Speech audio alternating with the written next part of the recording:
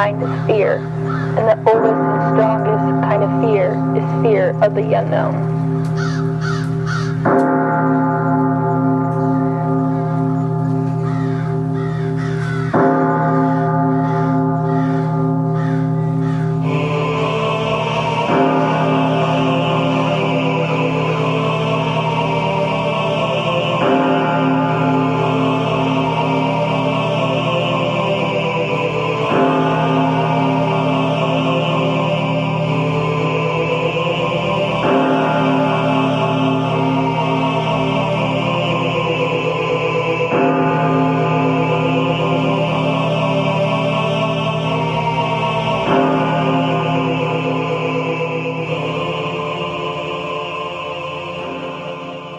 And welcome to Stygian Charters. I'm your host, Nix, and I would like to cordially invite you to come aboard to join us as we navigate the dark waters of the strange and unexplained. Tonight's guest was my OG red pill pusher who opened my eyes to realize not everything is as it seems. He is an attorney, author, and researcher. In addition to the 5 books he's written, he has also made 5 documentaries and has his own podcast, William Ramsey Investigates. William, welcome to the show. It's an honor to have you on. Thanks for the invite. Glad to be here, Nix. Thanks for reaching out. Yes, absolutely. Thanks for accepting.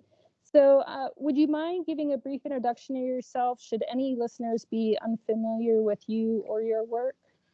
Yeah, I was kind of just had a conventional education. I was in DC from 95 to 98, and I kind of just believed everything my public school teachers told me. I mean, we kind of went through the classics of history, literature, but I kind of got older and realized a lot of the stuff in our books are that we were told and from the media were fake. And more I looked into, the more fake they became. So I kind of went through 2001, 9/11.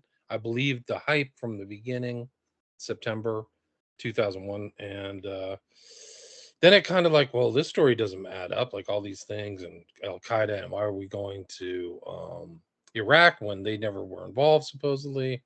But then they're propagandizing people, or the Bush administration is propagandizing people to conflate Saddam Hussein in 9/11. Why are they doing that? So it kind of was a slow process, but I kind of gave up hope in the corporate media, or the legacy media, or traditional media, probably in the late 90s, and was just doing a lot of my own research.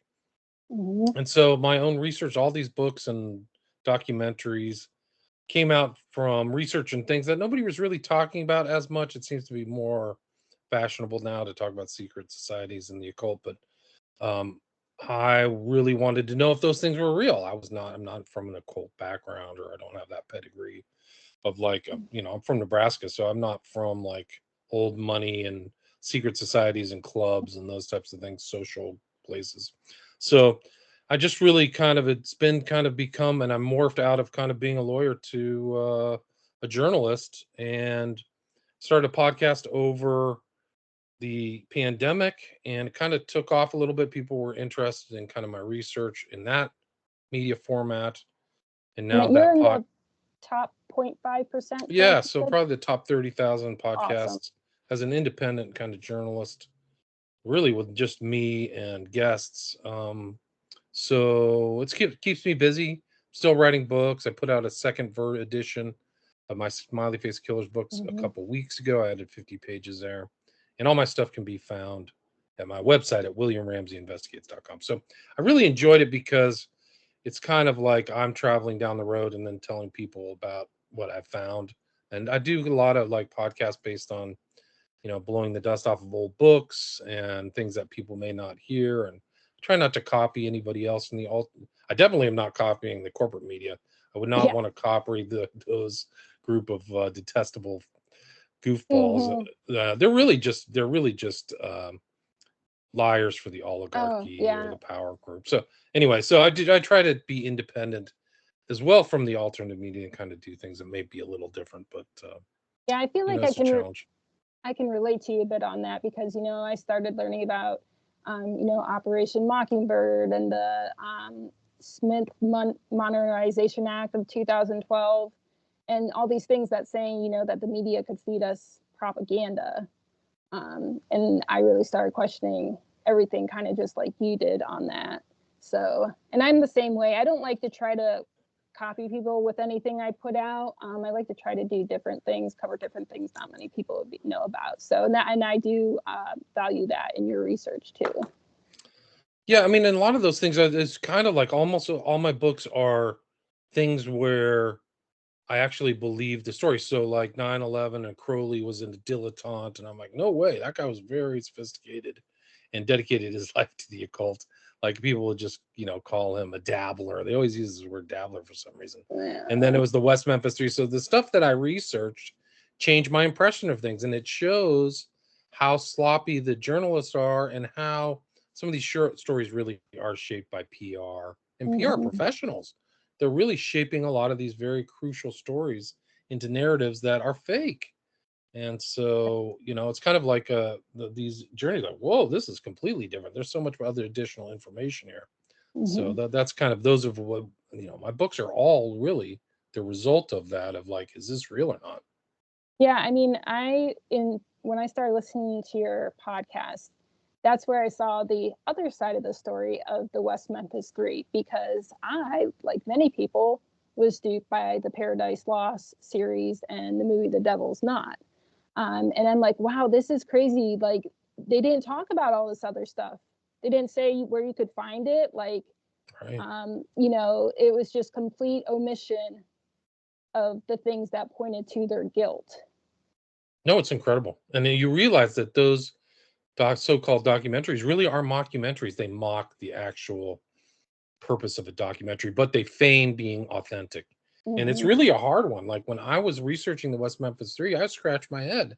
Why does everybody keep saying they were convicted of a crime they didn't commit? I could not figure it out, because there was such a media over. The corporate media really said they were innocent. They were on all these talk shows. They literally went on these talk shows and just BS'd I didn't know it at the time, but they were BSing all these people. I thought when they got out, I thought they got out on a technicality. I was like, oh, they must have found something. Kind of like these joke cases they've had as a lawyer in the last couple of years, particularly Baldwin case. Like they got rid of him on a Brady violation.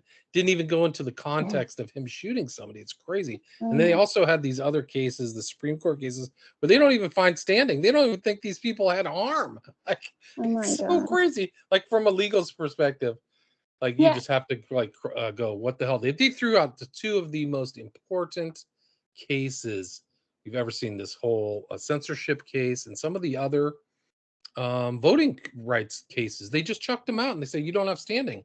Like these are harms. If you have the wrong freaking president or the wrong freaking politician who cheated to get in, everybody's harmed. Like they could not see that. So anyway, the West Memphis Three was like that. I got a little bit off on a tangent, but the West Memphis Three was kind of like that because I just thought it was a technicality. It wasn't. The local judicial system, they had a new judge, a new DA, and they just said they took the position. In my opinion, they decided they didn't want this hot potato, and they said you just say you're guilty again because we already convicted you back in 1994. Say you're guilty again, and we'll let you out for time served, 17 years. And they all signed on the dotted line. This is 2011. We are guilty of first-degree murder, and with the best lawyers. We will be. There is a likelihood if we went to trial, we could be convicted again for this murder. They signed that, and they overlooked and omitted all that in the public, and all the journalists overlooked, because I think it's one big team and group, and you have to kind of go with the flow, or else you don't keep your job. And that I think that's really it. That they have groupthink in those journalistic things, and they're not independent.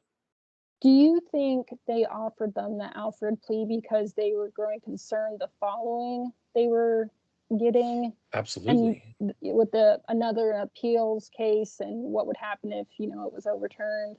I think it's all political. I think it was all political because there was this huge groundswell that was generated by them of angry people who thought that they were innocent for a crime they didn't commit. That's their favorite kind of talking point. And I think that the guys, the judge and the DA, are like, what's my political consequences?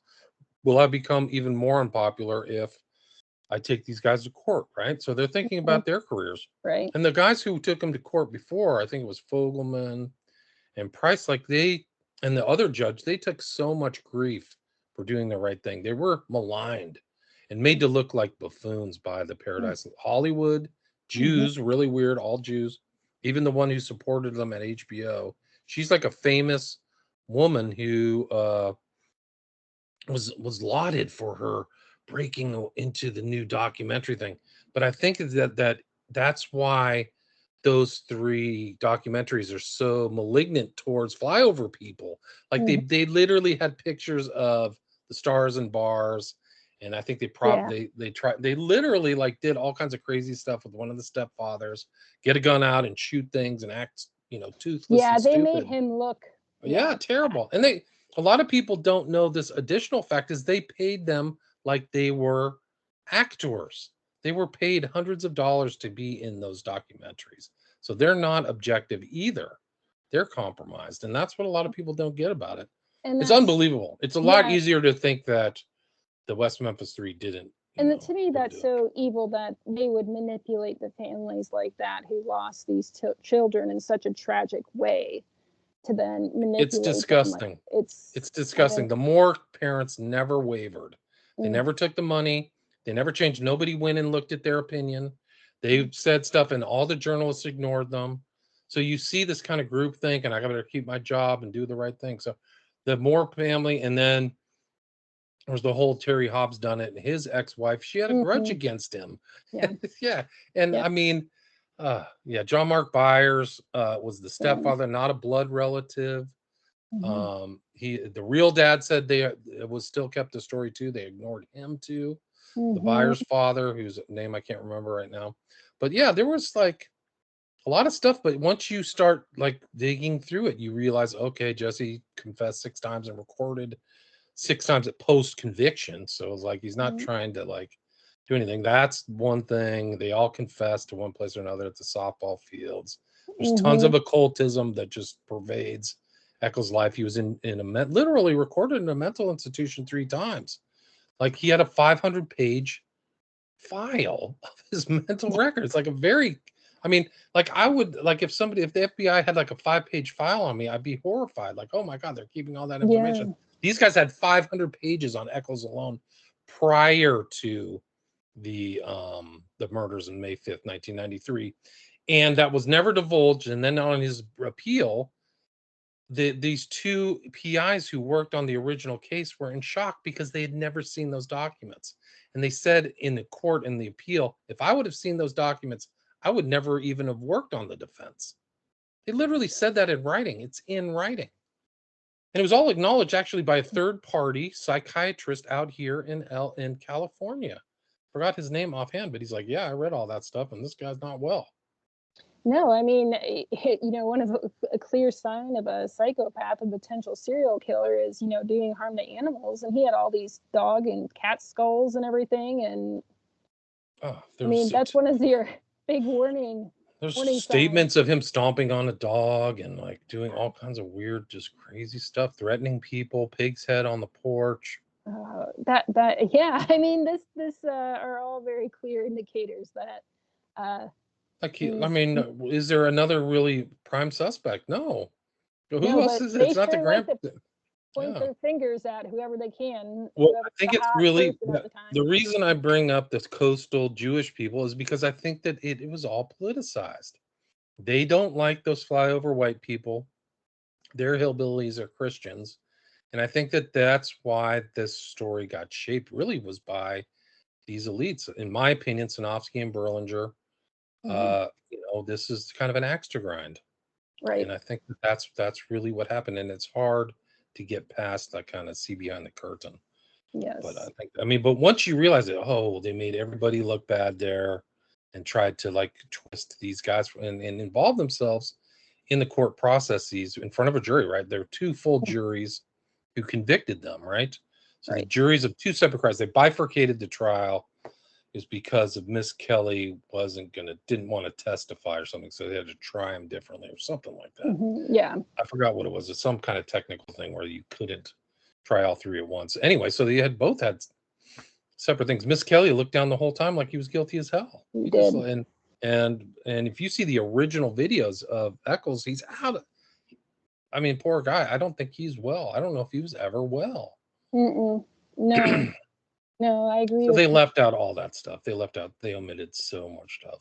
Yeah, and it's funny because, well, in addition to this piece of it, I listened to your podcast with Chris Knowles, where he brought up the Right. Druids, I think it was, and that was very fascinating. But this case is starting to remind me of another case that currently is going on, and I don't know if you followed this, is the Delphi murders. Yeah, a little bit. People told me there was like occultism involved in that. Yeah, and it's funny. I've been reading a document. It's titled "The Memorandum in Support of the Accused Motion for Frank's Hearing."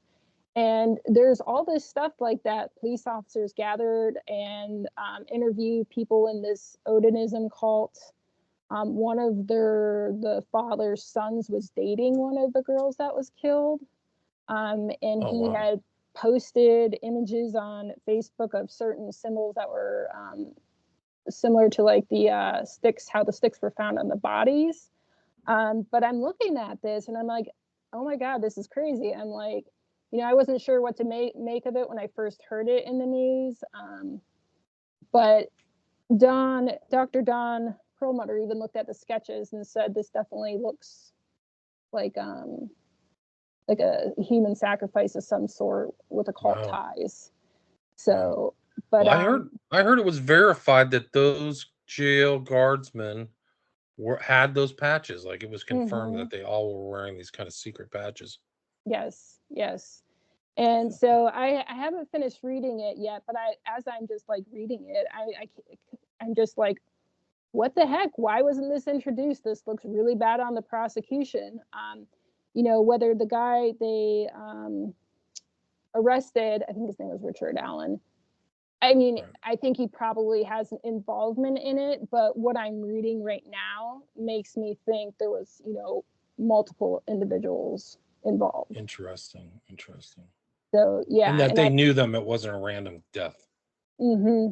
Yeah. And I watched an interesting Colin Browen. He has Paranormal Files, a YouTube channel. He did the Delphi investigations, and he brings up some of this stuff, and there's some really valid points in that. So, but it kind of is starting to remind me of the West Memphis 3 with evidence being ignored, and just political, like for whatever reason. So yeah, it's not fashionable to say that there's an occult influence on crime, that's for sure. No, but you can look at the facts. There's just so many occult influence crimes out there. It's really an encyclopedia, yeah. Right, and that's like the other podcast you did with Chris Knowles about the Lanning report. Like, they need to revisit that. Yeah, they do. Like, wait, I'm just at loss for words because I mean, there's so many. Like, they have all these stipulations. Like, it can't be a single person like Richard Ramirez, and it's like, well, why not? I mean, that he believed he was doing it in his murders in the name of Satan. And then, you had the Ripper Crew. Who knew Anton LaVey, by the way, as well as another serial killer. Too. Right. Yes. And then, there's the Ripper crew. Right. But it's like they don't want to recognize them because they like chalk them off as dabblers, which then disqualifies you as being like an organized, like religious group or whatever. But there's all these, crimes, and they're like not acknowledging it. Right. Why? That's the big question. It's politics. Yeah. And Lanning is still out there, talking his stuff. Yeah. Douglas. I mean, the West Memphis is so incredible because there's so many different people with different agendas. There's John Douglas, the great criminal mind hunter, totally full of baloney in this whole case. Like he avoids so much evidence and so many things from the court record. People would not believe it.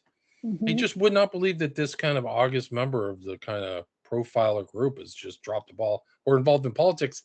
And he is alleged to be the reason that the parents turned, that his gravitas and authority is why these poor kind of lower middle class, if not lower class or working class people change their minds about guilt.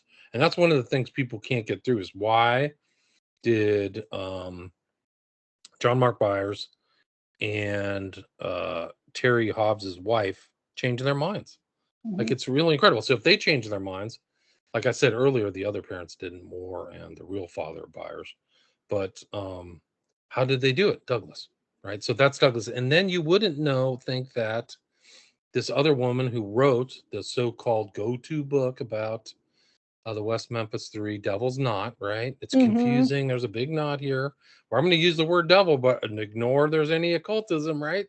Like, she's Right. literally on there, and she wrote The Boys on the Tracks. There's the Mara Leverett, and I mean that book sold tons of. That's like a true crime bestseller. It's hogwash. It's Yeah. total baloney. And what they don't know is that I mean, you wouldn't believe it. Like, when they found Eccles' storage closet, they had a pre-publication galley proof of that book, and there was receipts in their garage. And this is my understanding. I didn't confirm it, but there are receipts that they paid their lawyers. Right, this very famous lawyer, Dennis Reardon, who's passed away, who Mhm. helped work with them in 2011 to go through that book to make sure there was nothing in that book that could implicate them, I think is what it was. So Mhm. that book is not some third party objective journalism book that I think that people would assume it to be, just like the documentaries. Mhm. It's unbelievable. And she has a very interesting background too, Leverett. But there was like a time, I have a video of Leverett that literally would just like his jaw dropping. I should post it again on my social media. But she literally is saying in front of an audience, like, and this is the go-to person on this, she's saying, there's no way that there's no way that Jason Baldwin could be involved in this, because if he was, he would be covered in blood, and I mean covered in mud, because the boys were put in this little Yeah. creek and covered in blood. And that was one of the chief testimonies of at the court, is that somebody thought they saw Eccles, or the family, right? I forgot their name. Mhm. Saw Eccles and either his girlfriend or Jason Baldwin on a side road near the scene of the crime, covered in mud. Yep. So she just ignores this. This is an actual court. This is part of the court proceeding that led to their conviction, that the totality of the facts beyond a reasonable doubt convicted of them. It's classic criminal court standards. Yeah. So, I mean, that's the whole thing. You cannot these people are in there with agendas. That's Mhm. the crazy thing. You can't get it. Douglas, Leverett, these two guys from LA, fly over LA. I mean, I don't like to point out they're Jewish, but I do think it has something to do with it. I think that would explain kind of like the cultural animus. Mhm. Yes. Yeah, and I think the other thing that bothers me too is when, you know, you say Satanism today, everybody thinks you're talking about the Church of Satan and Fawn Bay, when there's like a dozen different types of Right. forms of Satanism. Like, No question. And occultism, and like you said, you mhm. mentioned Odinism. The Mhm. Druidism aspect of the case is like something I didn't key into. I don't understand. There was elements of Druidism in the court case, but like, are these guys actually practicing Druidism? Like, are modern people practicing it? And I think the answer is yeah, because the O9A has a lot of this Druidic stuff too. Mhm. And these guys were seen, I think that people said they were playing like Lord of the Rings. Like, they had capes, or I mean cloaks and staves, right, which were found at the Oh, scene. wow. Yeah, so it may have been more initial. I mean, nobody's What ever. do they call that? LARPing? Yeah, they larped. I think they were larping it. I think that Yeah, that's the case. there is people that actually still practice Druidism. I know a woman who does. There's a grove about an hour away from me. I guess they call their groups groves. So I don't know if it's always been you know, I don't know how popular it's been over through the years or whatever, but it's an active one. So Yeah, no, it's real. I mean, you there's interesting films of Queen Elizabeth. I think that's the second, right, or the third, at a Druid thing, like she's being inducted into Druidism, and we know for a fact that Churchill was a member of this Druid thing. That was kind of part of their networking. mm-hmm. And when the King Charles and coronated, those women that he was with and his new wife or whatever were wearing white, which was out of the normal dress code for coronations, but if you look at some of the Stonehenge rituals, Druidic Stonehenge rituals, they're wearing very similar clothing, so it's a bit eerie. And if you Yeah. look at Charles III's coronation kind of announcement, he has the green man, the classic green man that is all through Druidism and that kind of occulted earth worship, I guess earth worship, With and it. True Detective, right? So it gets Yeah. that creepy. It gets And that creepy. that first season of True Detective is like amazing. Yeah, it's incredible. Like I'm constantly chasing shows similar to that, Yeah. and or in just movies and stuff. I know you do shows with PSYOP Cinema Yeah, sometimes, yeah. which I enjoy listening to. But I'm always looking at shows and, you know, looking at them and trying to de-occult them. Like the other day, I actually went and saw Long Legs. Did you hear about that movie? People keep telling me to go watch that, so I gotta fit that into my schedule. I don't know how, but yeah. What it was funny because during the opening credits, like, well, Nicolas Cage, we all know, is very into the occult. I didn't know that. Yeah, he's a little bit strange. I know he already has a headstone. Supposedly it's a pyramid for whenever he dies. Yeah, I think I heard that. But and then he has a production company which it's listed in the opening credits. And it's Saturn, like Saturn Productions or Sure. something. Yeah, huge. And then it also listed Oddfellows production. And I thought, oh, well, that's peculiar. Oddfellow production working on a very occult movie. Right. Like that. So, but what creeped me out about that movie, I guess, without giving too much away, is my birthday was July 14th. And the synopsis of the movie is he's targeting families with daughters that and were born on the 14th. So my birthday was July 14th, and we went to see the movie on July 14th. So I had a huge creep factor in that. It was like really weird synchronicities, but yeah, I definitely would be interested whenever you do get time to watch it, to hear you break it down. Yeah, well, maybe we should have it. That'll be our next show, is breaking down Long Legs. We can try to de-occult it. Right, exactly. So, so with the smiley face killers, that seems to be the hot topic right now. With all the topics you covered with in Texas and Austin. What is that? Rainy Street Ripper is what they call it. Yeah. In Austin, yeah. Right. And how many victims have there been of in Rainy Street? Yeah. I think it's like the count is 14 over the last 5 years or something like that. And there were two who survived. There was Oh. Pugh and this guy Jones who survived. So it's very strange, yeah. But it's happening in Chicago as well. It's really, I mean, it's still. I just wrote the kind of additional thing on my Smiley Face Killers book, another 50 pages, and one of the chapters is called "The Brutal Lunar Kill Cycle," because so many of those deaths happened during the eclipse, right? Almost on the line of the eclipse, which is very strange. So some weird things happen. Yeah. Yeah. It seems that it would be, because I mean, you've talked about how they're held for a period of time before being dumped in the water somewhere. It seems pretty convenient that they would want to dump a body in water, because that gets maybe not rid of all DNA evidence, but it probably destroys a decent amount to make it more difficult to collect evidence from these bodies. No doubt. And I think it's also because it confuses people, like, oh, did this person drown?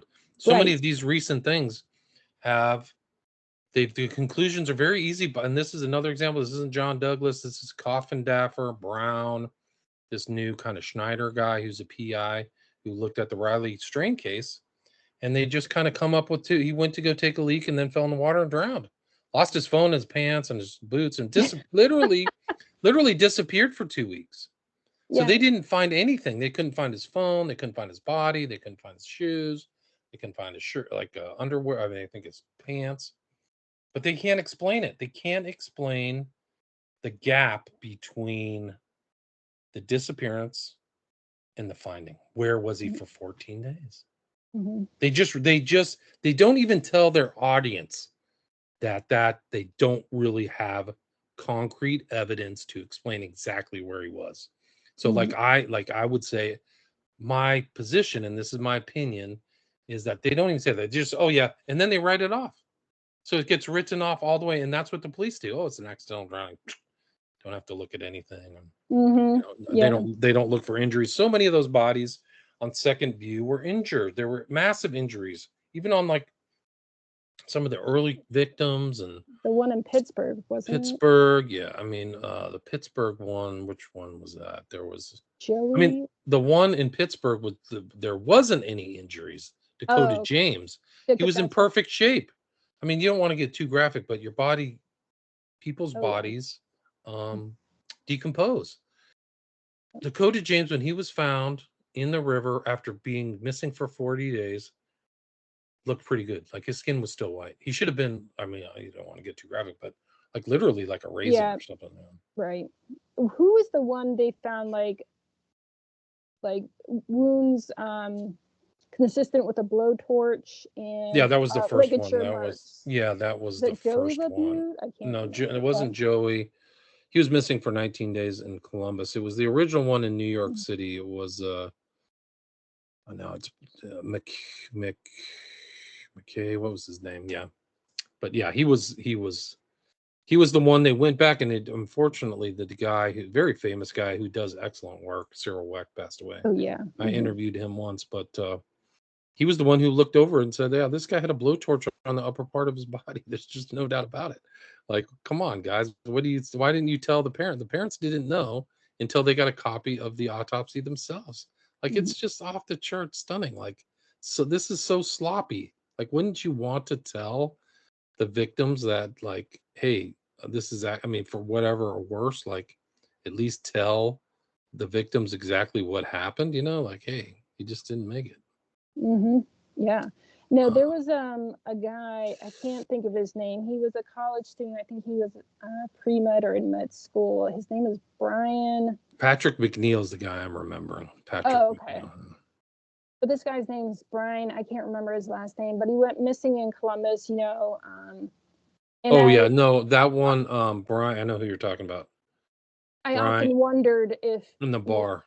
Right. Yeah. I often wondered if he could have met the same fate, but his body wasn't found. I don't know. Right. So I took that. I'll tell you a backstory. I should include it in my book, like the ones that I've excised from the victim pool, because I've done a lot of that, but I don't talk about it because I'm just trying to show this. But somebody remote viewed him, Brian, out of Columbus. I forgot his last name.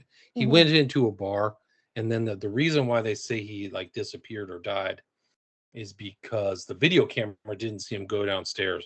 The bar is on the second floor, and you have to take an escalator up, and you have to take it to get to the second floor. So, but what they didn't tell you is that the video camera was on a 90-degree track, so it wasn't in a fixed position. So all you would have had to do to avoid the camera was just wait for it to move away and go. And this remote viewer said he's living his best life out of the country. Oh, that's interesting. Yeah, it is. People always include him in the SFK type stuff, smiley face killer stuff. Yeah, I didn't necessarily want to include him in on it, but I always wondered. So, but that is very interesting. Makes you kind of want to know more about his background to why he decided to do something like that, because that's pretty wild, and to be successful doing it as well. Yeah, Brian Schaefer. Yes. Yeah, it's pretty wild. Yeah, that is very wild. Well, maybe he wasn't doing good at medical school. Maybe he had family problems. Maybe he knocked some girl up. Maybe he had a secret life. It could be anything, but I think that makes the most sense, is that he just decided to check out and go. And that happens. That happens in these societies. It's much more common. People don't talk about it, but some of these people willfully drop out. Well, with the way things are going today, it could be in the U.S. Yeah, do you know that there's a specific name for it in Japan for the people? Yeah, so if you like go bankrupt, your wife kicks you out, your girlfriend dumps you, or something and you disappear, they have a name for it, and they have services that help you disappear. I'm not joking. I no, I believe you. It's just, wild, that there's actually something like that out there. Yeah, no, they call them Johatsu, or evaporation. Wow.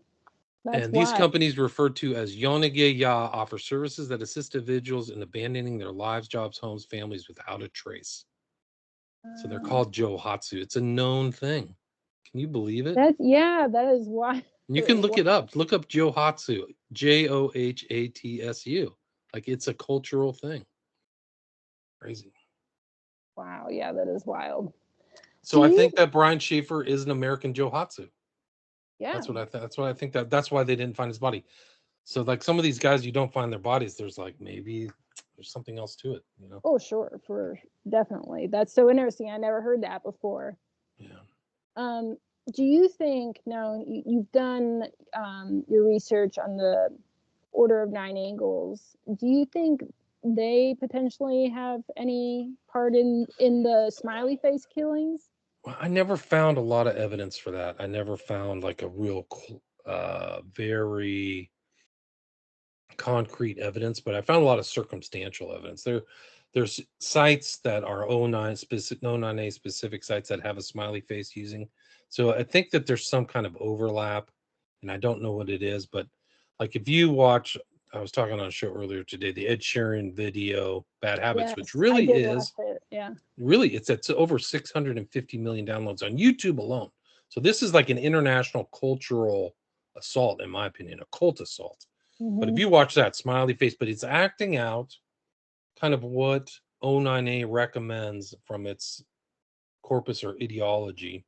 It acts it out over a night, and it is the sun goes down, and then Ed Sheeran becomes a vampire, kind of stalks around these whole mundanes and, like, zombie type people.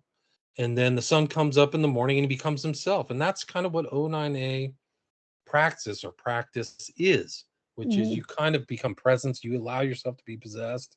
You take on different entities and dark gods. Like, I mean, it's really crazy. So they believe the in connection, calling. and if you look at some of his other work, there's a lot of focus on drowning, and he has a smiley face tattoo that's yellow on his body. It's on, like, you can look up like Ed Sheeran's tattoos and look at his, and it really ties into another case, which I just published a episode this week or last week, which is, in the title of it was Matthew Perry the most prominent SFK victim ever? And he died, if you remember, back in October 2023. They found his body either in his jacuzzi or his pool, right? And they just said accidental death. But there was something about that death, and the coroner's report said he had levels of ketamine in his body that they would use for surgery, like huge amounts. So this is an experienced drug user, right, who took drugs, and he was 54. He might have OD'd and maybe killed himself, but they are pursuing criminal charges and possible negligent homicide charges or something on somebody. So they're interviewing people around him, and he would go in for ketamine treatments, but ketamine gets metabolized in your body very easily. So like, if I took a ketamine shot at 1 o'clock, it would be out of my body by 5. Well, this, like, they don't know where that ketamine shot. It didn't come from a standard licensed professional. So I don't know what their investigation is, but you can type in Matthew Perry murder, and there's all kinds of people speculating, did he get murdered? Right. So he might be one of the most intentional. And there was this woman who talked to him either the night he died or the day before, and he's like, oh yeah, we were talking about his future, talking about his life, and reminiscing, and thinking about the future, where he's going to be and what he wants to do. And he was set. Like, I don't know how he could, like, I mean, it's very unusual for somebody with that much money to, like, yeah, I'm going to overdose and die. You know what I mean? Right. Like, it's just something kind of like, dude, if you're bored, you can just on a whim, you can go to Thailand or Bali or wherever, Australia. Like, you don't have limitations. You don't have a regular job. You just pick up checks. I mean, they made tens and tens, hundreds of millions of dollars off of friends. I forgot, like, crazy amounts of money. So something doesn't add up with that story. No, it doesn't. That is very odd. I know ketamine too was originally used, I think, as anesthesia with animals. Yeah, I think But so. Oh, and the other point is, one of the things that made me think, wow, this is weird, is that his final avatar on his Twitter, which you can go to today, is him sleeping on top of a little mini balloon that's a smiley face, yellow smiley face. wow, Yeah, what you are the can go to odds of Twitter right now. that? What's Yeah, that? I think I I said, don't what are the know. odds of that? Like, but I don't. yeah, no, I think I It's remember seeing mysterious. that. Yeah. Like, yeah. There's some kind of weird global initiatory thing that I'm not initiated in any way, shape, or form. I'm proud to say that. So, but I think some of these guys do get involved in these groups. They get Hmm. involved in, they go to some sex club in LA, they're bored. There's all kinds of weird things. Hunter Biden was involved in one of them. I think it was called Oh, I believe Sanctuary you. or something. He was definitely involved. They kicked him out. He was too much of a perv. They kicked him out of can you imagine being kicked out of a sex club in Los Angeles with a bunch of perverts? Like, no, Not you're too much of surprised. a pervert for us, bro. Oh Time to my go. But God. so they get into these, and then it's like, hey, you want to come to the after party, or do you want to, I got a special friend. Have you ever heard about sex magic? And so then they get deeper and deeper. I think that's Hmm. what happens. Yeah, and then you get into a lot of times, the blackmail and Yeah. the children come in and everything, which Yeah. what we've seen a lot of from offshoots from 09A, the 764. Yeah. 764, yeah. And that's another thing, the Lanning report was, saying wasn't true. The kids aren't used in rituals, What? and like That's a crucial religion. component of Crowley's Gnostic Mass is two children. Yep, yep. And you look at, and it's like, this stuff's in the news. Like, how can you say it's not? Like, they're trying to meet kids on all the social medias and stuff and groom them, and they're Satanists. I mean, that's their ideology. It's not anything to be disputed. And I do remember, like, True Detective, the first season was based on an actual case in Right. Louisiana. I think it was called the Hosanna Church, and the pastor and the son, and there was a group of them, you know, sexually abusing Yeah. kids in Pentagrams, yeah, blocking out the windows. So, like, they put stuff over the windows to make it as dark as possible. Like, right. super dark drugs, Hmm. super dark. But again, the Lanning report doesn't think this stuff happens, and it's like, it's how can you say not? And then they make all these rules and stipulations, what qualifies and what doesn't, and it's like, You're right. The stipulations are incredible. For it to be an occult crime, you have to be perpetrating it while, like, reciting a ritual with proper membership. Like, they excise any potential that somebody could be an occultist. You got to read the part of the report. It's unbelievable. Like, you have to be standing on one foot, holding your nose with your left hand. And if you're not doing that, you're not an occultist. Therefore, it's not an occult crime. Like, it's the right. rationale is crazy. Like, They it's want it to be unbelievable. like this super popular, organized religion that's recognized, pretty much, like. I think you're right. Yeah. And Yeah. I'm No, just it's like, this is the stupidest thing I've heard of. Like, oh, and it doesn't matter what Lanning believes, it's what these people believe right. and why That's they're the doing what they're doing. right. I don't believe that. You don't believe that. They do. Rodriguez, what is it? The Night Stalker was Ramirez. also, oh yeah, Ramirez was also raping kids, random Mhm. kids. He would do sex magic at these sites. He would draw pentagrams. He drew a pentagram on on his palm. He was, according to the Corso book, he was New LeVay. And that's not enough. It's not an occult crime, not a cult motivated crime. He said he loved blood. Like, he loved that stuff. He was just totally enraptured with it. Mhm. So it's, I mean, these people are like that. They just become, I don't know. I think Ramirez's dad, like, it ties into really dark stuff from Vietnam. I think it's the Phoenix program. I think Ramirez Yeah. had a relative who was literally in the Phoenix program, which was a problem. The Phoenix Yes. problem, Very much. and brought back, like, super gnarly, like, snuff material of, like, dead bodies, and showed him to Ramirez when he was very young. Yeah, and a lot of people aren't familiar with the Phoenix program, but it's horrific, the things they did. Oh, Um, terrible. I remember watching the movie, what was it, Platoon, Yeah. where that soldier, and it makes me think of the Phoenix program, just stopped a intellectually disabled child to death, and those are the kind of things they did, and it much worse. Like, and then they come back over here and are expected to be mentally well and go back to ordinary life. Yeah. No, I told this story recently in another talk. I can't remember what the context was, but I had a professor of history, an African American guy, when I was growing up in high school, and he had been in Vietnam did the 2-year tour, and he read to us from a book of like the My Lai thing was really interesting. That was an event that was revealed where they went in to destroy a village, just like from Platoon, right? Where they Mm-hmm. raped and murdered and burned it down. Well, there were hundreds of My Lais there, and this guy who was my teacher, he was telling us the graphic stuff they did, and it was like just the savagery that you could not believe, like Mad Max, or like the most brutal thing Mm-hmm. imaginable. They would come in, the guys had been bored or been shot at, so they're angry. The American troops, they would take 10 guys and a woman into a cave, and she would not come out alive. Like, just like he told us that's how bad it got. Like, it was extremely violent, and he would recount those stories.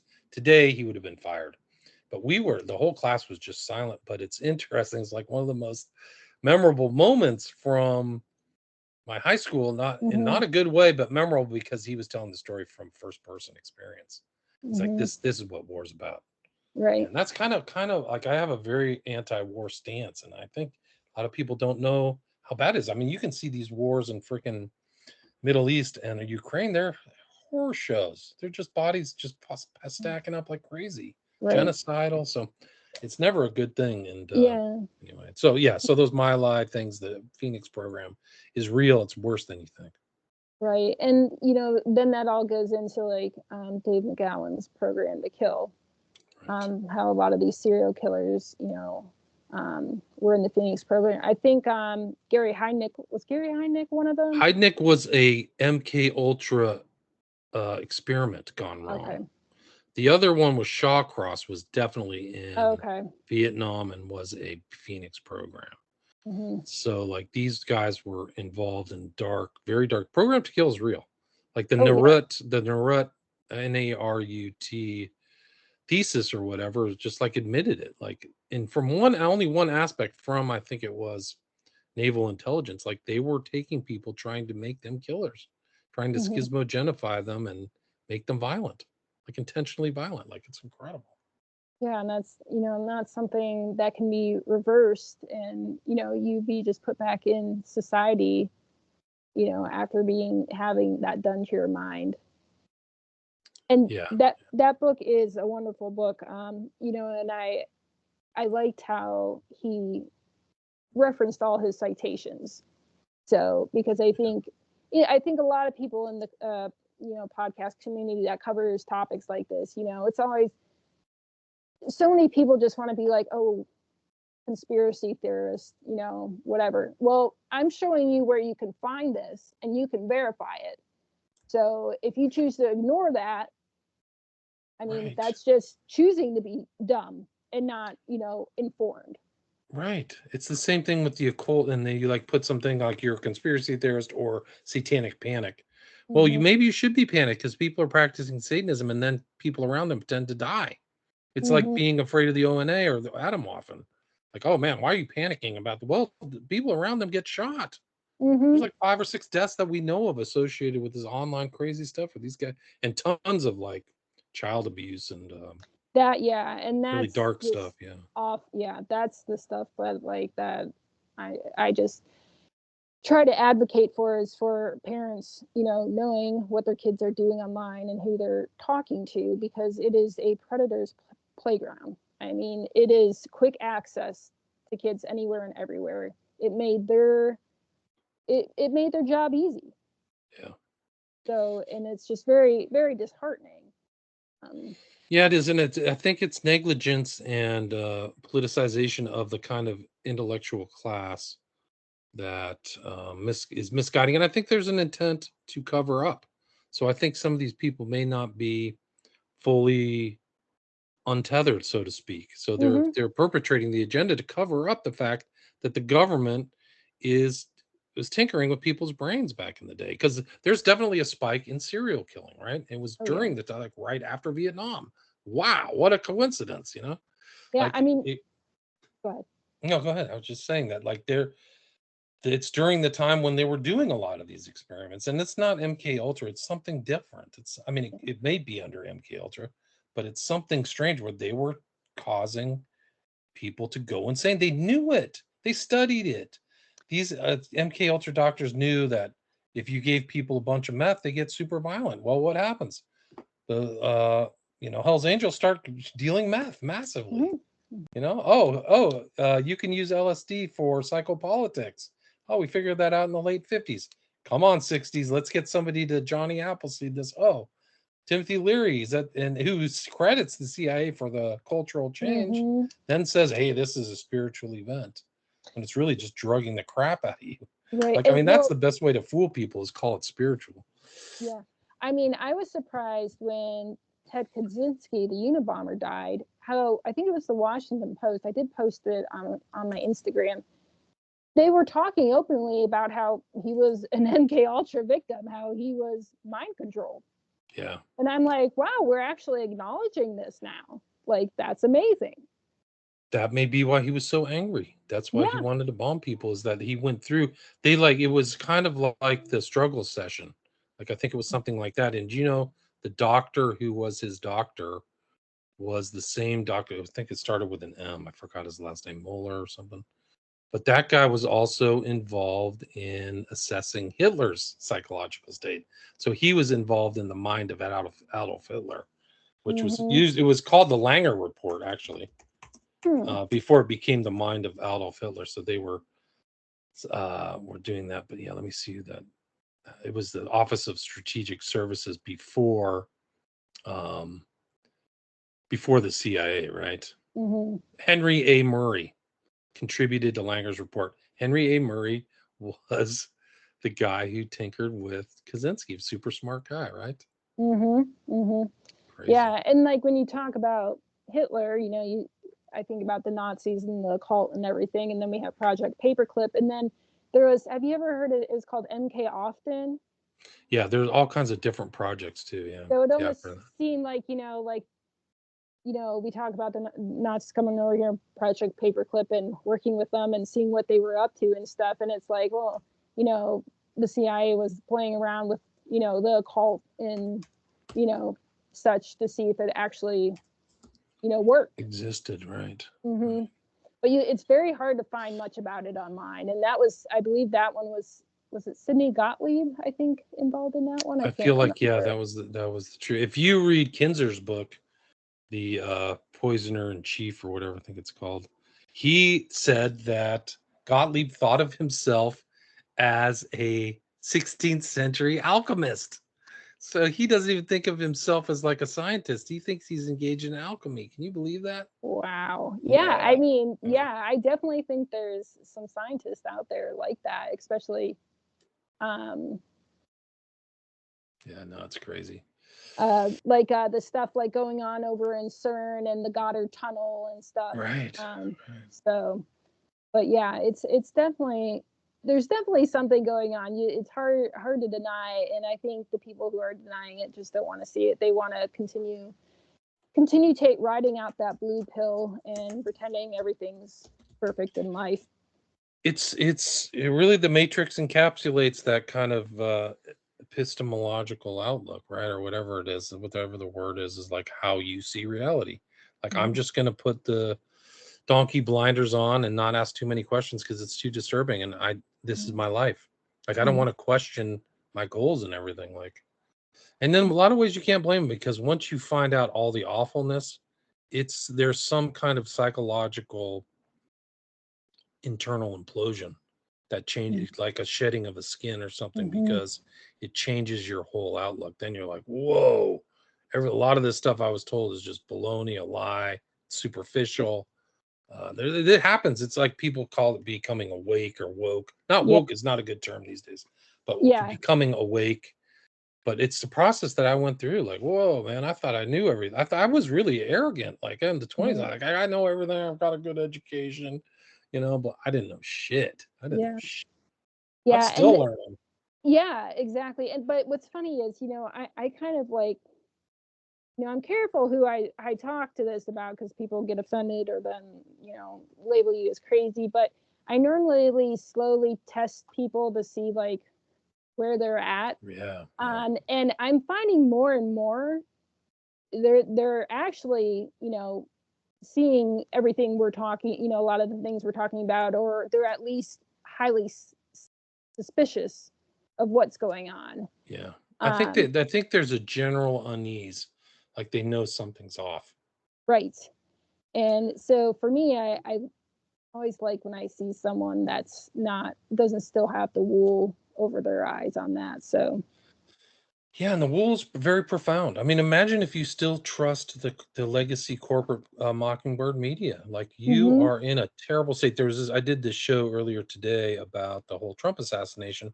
So you have this guy who's potentially going to be the president. It's slated to be the president. Somebody almost blows his head off, right? There's shooting mhm, going on.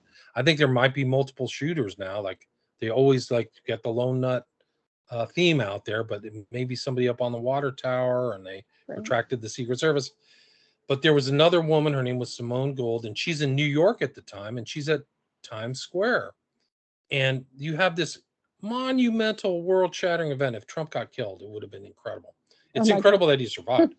But this month, and in the background, there's TVs playing, and it's like its eeriest dystopian Truman Show Oh where they don't wow. even move off. They're all playing sports in the background, fake news, TV, and then she pans out into Times Square with all the monitors still showing like women in uh bikinis. Like it's total like they live scenario. That's Mhm. incredible in contrast with this huge event where the guy literally had his ear nicked by a live Yeah. bullet. Yeah. I mean, it's unbelievable. I'll try to post that on my social media. It's really something else. So William, before we go, is there anything currently that you're working on or anything new? I think the newest thing, like I mentioned a couple times, is that I've added 50 pages onto my SFK book so people can check out. There's a lot of new stuff that happened. I included a section on the psychic Sloan Bella, who did a really interesting analysis on Riley Strain, who I mentioned, Mhm. and said the legions, like her impression is that there were people around him. Really strange. You got to check it out. So that, and I did the Yeah. brutal lunar kill cycle where like 30 or 40 men died and one disappeared in 1 month around the United States and nobody keyed into it. It's unbelievable. You Yeah. cannot really believe the court meet is a total freaking joke. And then I did one on Riley Strain. I added that chapter. And also, I think they caught a smiley face killer in the UK who Really? was a transsexual. Yeah. And his name was Scarlett Blake, a tranny name, his transsexual name. He was a male to female transsexual and from originally from Asia, and literally carried out a smiley face killing crime. He went out at night right when COVID was ending with, I think, in my opinion, the intent to find somebody and drown them and leave them in water. And the victim's name was Jorge Carreño, and there was a court case and findings. And they didn't see the occult nature of it, but they found Mhm. him guilty. He's going to jail for the rest of his life. The kicker is that this was a person who went from male to female through the Tavistock Clinic. Like literally, Oh, they were the ones who gave him the big. hormones and stuff, and he has fake boobs, and I mean, Yeah.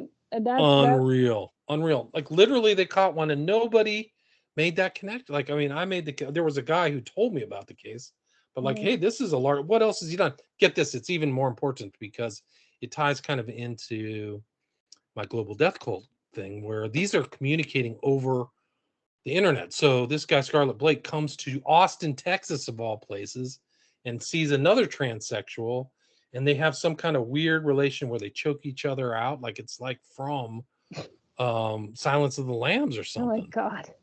And then he goes back to UK and the police and the public think that Jorge Carreño accidentally drowned. That was the finding, was like, we don't really know what happened, but he was found there. 2 years go by, and this ex-boyfriend tells the cops in the UK, Scarlett Blake admitted to killing this guy. This is a killing. So it's exactly like a smiley face killing. They don't know what happened, and I've speculated with Igor Sarsky. These guys are, their engines in their brain are working. They're premeditative, so they're trying to get people away from the video cameras. They know where the video cameras are, so they're deliberately not getting caught. And that's what, in my opinion, Scarlett Blake was doing with Jorge Carreño. He led him from the downtown beautiful area of Oxford, England, where the university is, and led him to like a side creek, and that's something happened, and then his phone like was missing or broke mysteriously, and then Scarlett Blake shows up he literally goes back to the scene of the crime and watches like the memorial, like he literally like drinks in the energy like a vampire, while these other people are mourning and wondering what happened to their loved one, like a monster. It's unbelievable. And he was online under multiple different names, and the police never divulged it. So we don't even know what his other connections. He could have 6 different names. They couldn't even figure out.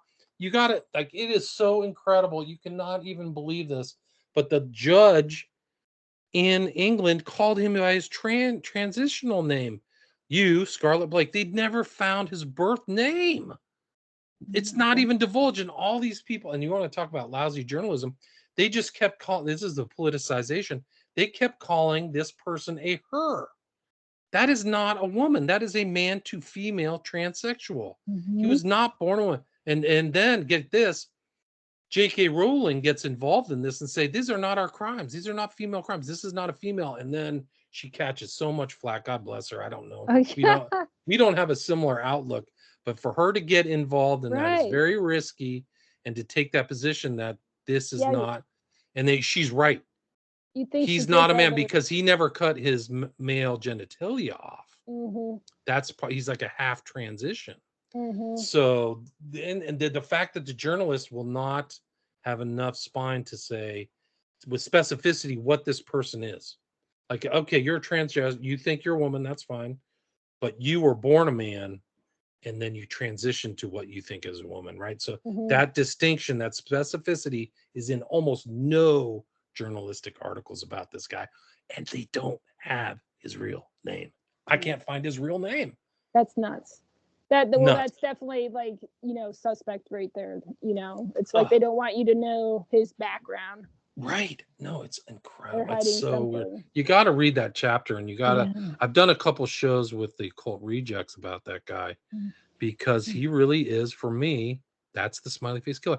And killing a random person, not a personal crime, knowing that he's finding a random, like just like the 09A, right? So they never looked into his ideology, either his background. He said a lot of strange things. That's what I was going to ask, if like they looked at like his, phones or computers, like searches, if like he was, communicating with some network. No. Right. Well, he was clearly involved with a couple other people. Said he was scary. He liked the movie The Man Who Killed Cats, or that documentary. I don't know if you remember that. Yep. And so he staged that before Jorge Carreño disappeared. So 4 months before that, he videotaped himself torturing and blendering a cat. Oh, Jesus. Yeah. And so they had that in the court case. And then he says on that, I wonder what it's like to do this to a man, to a person, to a man. So really crazy. I didn't watch that documentary because I didn't want to see the abuse of animals, but I understand there's a really horrific murder. The guy that was doing it murdered some guy. Magnotta was his name, but that was his fake name too. He had some kind of like Dave Jones name, like, and he changed it to Magnotta. And Trent was kind of like a tranny. So it's like, are these transition to kill? I did a full episode called Transition to Kill, and I recommend people, because in my mind, in my position as a non-medical doctor, you see these transitional men get angry and really act male against people who say if they misgender. It's a very male thing, like to respond in that aggressive way.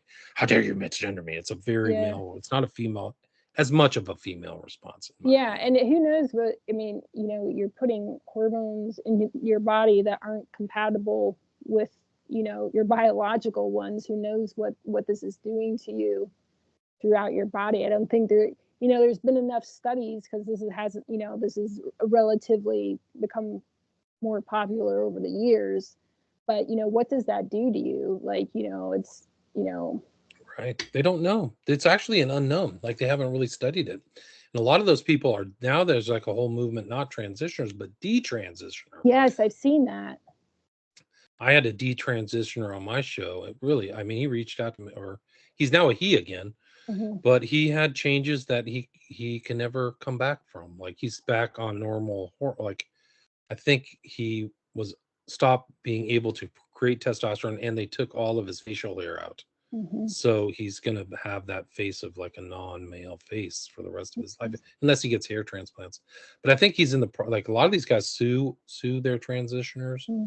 So it's very dicey. But if you look at the empath documents from Schellenberger published at his house, they're incredible how unscientific these doctors are, but claiming scientific kind of principles. Right. It's I mean, it'll blow your mind. You will not want to see anybody transition again ever. I've seen a girl, I have her name written down somewhere, and she's spoken out, but she started her transition when she was, under the age of 18. And she said, and that's what I have an issue with. When you're an adult, I mean, you're an adult, like, but when we're kids, we go with trends. And I saw another detransitioner say, I saw a TikTok influencer and they had a huge following. So I decided I wanted to be like that. So they decided, to hop on that kind of bandwagon. But this girl said, she's like, I can't believe doctors allowed me to cut my breast off when I was a child. Right. I can't believe it either.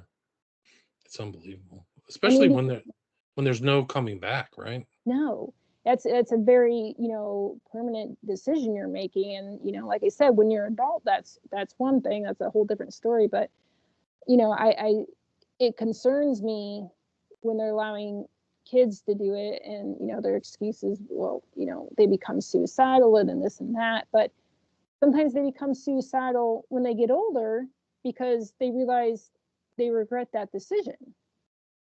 Right. So I feel like, it's going to be a ginormous mental health crisis down the road.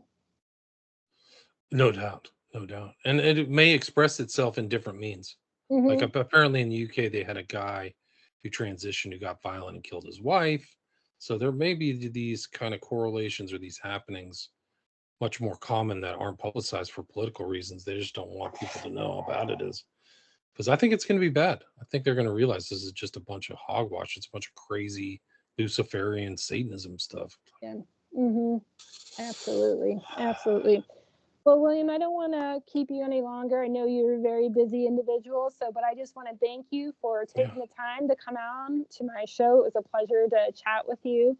And we will put your links in the show notes. And until next time, everyone, farewell and Godspeed.